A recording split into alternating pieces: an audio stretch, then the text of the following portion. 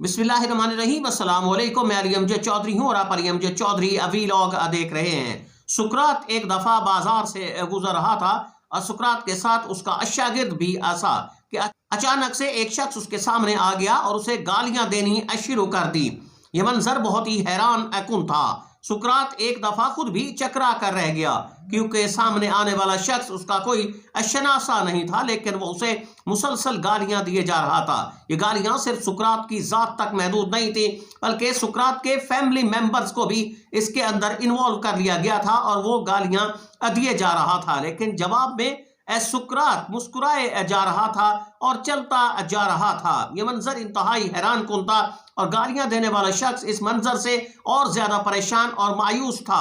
उसने गालियों की रफ्तार ज्यादा कर दी, लेकिन बिलाखिर सुकरात की हंसी उस पर गालिब आई और उसने रास्ते हुए वो एक तरफ को चल दिया। सुकरात का शागिर्द ये तमाम मनाजिर उस वक्त देख रहा था।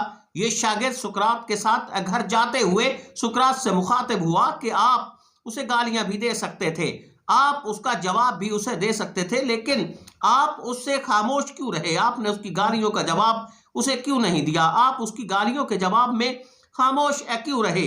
सुकरात ने ये अल्फाज खामोशी से सुने और उसे घर आने का इशारा किया।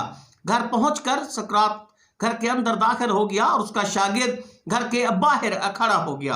कुछ देर बाद सुकरात जब घर से बाहर निकला तो उसके हाथ में एक बदबूदार तौलिया और उसके साथ बदबूदार कपड़े थे। इसने ये कपड़े और तौलिया अपने शागिर्द को दिया और उसे कहा कि वो ये कपड़े जो उसने पहन रखे हैं इन्हें उतार कर उसके बदले ये कपड़े और तौलिए से इस बदबूदार तौलिए से अपना चेहरा भी साफ कर ले।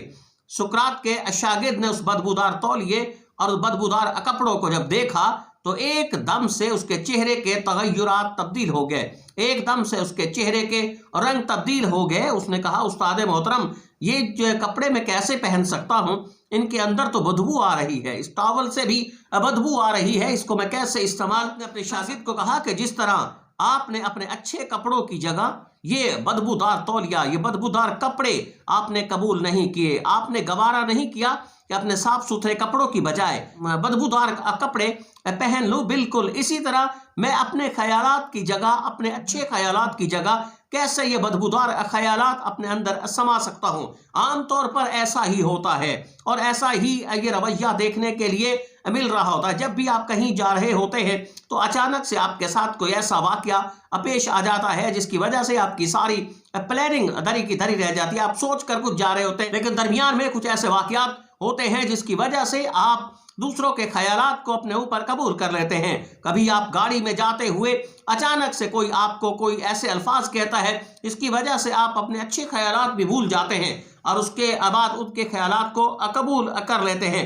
ये वही सूरत हाल है, सुकरात वाली ये सूरत हाल है जो उसने अपने शागिर्द को पैगाम दिया। इस तरह के लोग उसी बदबूदार ड्रम की तरह होते हैं, उसी बदबूदार कूड़ा क्रिकेट की तरह होते हैं कि जिनसे आपने बचकर निकलना है, जिनसे आपने नबर्द आजमा नहीं होना, बल्कि उनसे बच के आपने निकलना है। ऐसे बहुत सारे अफराद मुआशरे के अंदर आपको मिलते हैं कि जो आपके ख्यालात को मुंतशिर करने की कोशिश करते हैं। दरअसल ये मुआशरे के मायूस कुन अफराद होते हैं, ये फ्रस्ट्रेशन का शिकार होते हैं, ये डिप्रेशन का भी शिकार होते हैं, ये मुख्तलिफ महरूमियों का भी शिकार होते हैं और ये अपनी भड़ास आप पर निकलना चाहते हैं। बस आपने यही करना है, इनकी भड़ास जब निकल रही होती है तो आपने इनसे बचकर निकलना है और आपने इनके ख्यालात अपने ऊपर कभी भी अपने ख्यालात मुसल्लत नहीं करने। आपने अपने अच्छे ख्यालात की जगह कभी भी इनके ख्यालात को कबूल नहीं करना।